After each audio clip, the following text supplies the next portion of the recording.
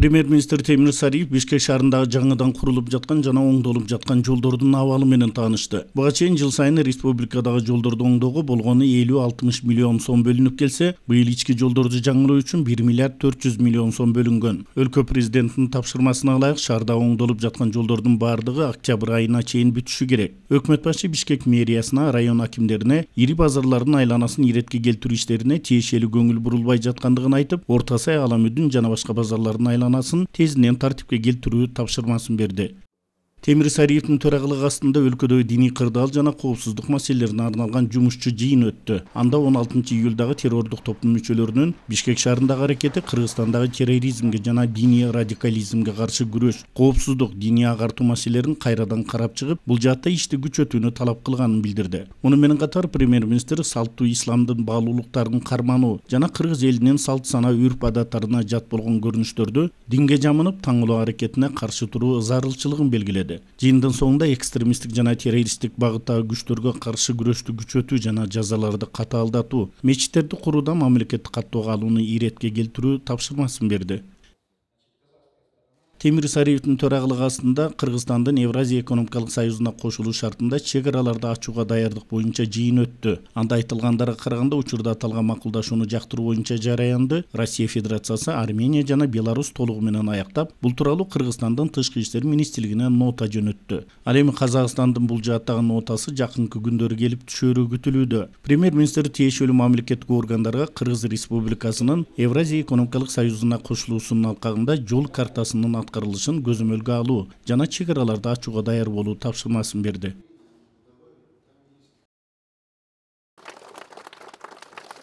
Өлкө президентинин тапшырмасы менен премьер-министр Темир Сариев Киймин районунун Орловка айылындагы Талдыбулак Сол Жээк кенинде жайгашкан Алтын кен комбинатын ишке берүү аземине катышты. Анда ал аталган комбинаттын ачылышы өлкө үчүн чоң мааниге ээ экенин белгилеп, экономика үчүн орчундуу окуя деп атады. Өкмөт башчынын айтымында Талдыбулак Сол Жээк кени өткөн кылымдын 60-жылдары эле чалгындалып, Кыргызстан эгемендикке жеткен 90-жылдардан тарта аны өздөштүрүү жана инвесторлорду тартуу аракети болуп келген. Ал эми анда 60 тоннадан ашык алтын бар.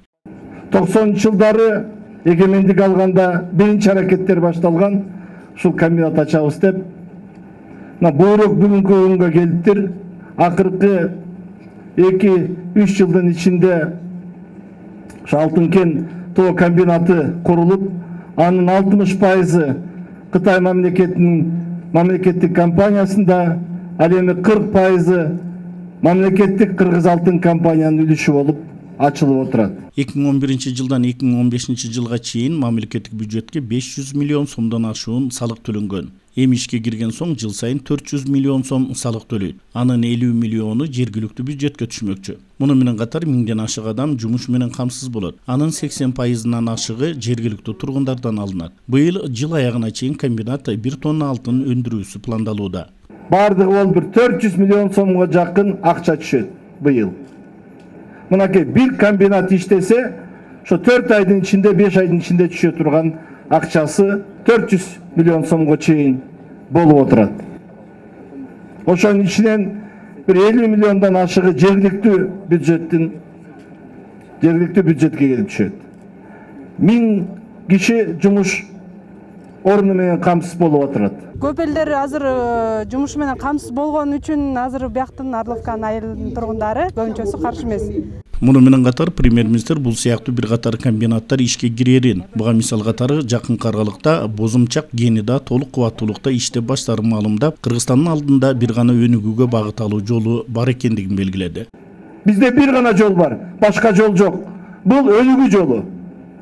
Мамлекет өнүксө, эл бай жашаса, мамлекет кубаттуу болсо, мамлекет күчтүү болсо, мамлекет эгемендүү болсо, мына бул биздин Кыргыз элинин жыргалчылыгы. Эгер комбинаттар иштебесе, заводдорду жапсак, анда колубузга таяк кармап, малдын туягын санап, тоорулап жүрүп калабыз. Сөз соңунда өкмөт башы быйыл мамлекетибиз чоң сыноонун алдында тургандыгын белгиледи. Ал парламенттик шайлоону ийгиликтүү өткөрүп алуу милдети. Ошондуктан атаандаштык десе курулай кыйкырык калтырбастан туруктуулукка мамлекеттин өнүгүүсүнө багытталган жана акыл калчап кабыл алынган иштердин алдыга жылдырылышы абзел деп кошумчалады. Каныбек Темиров, 7 канал, Бишкек өкүлчүлүгү.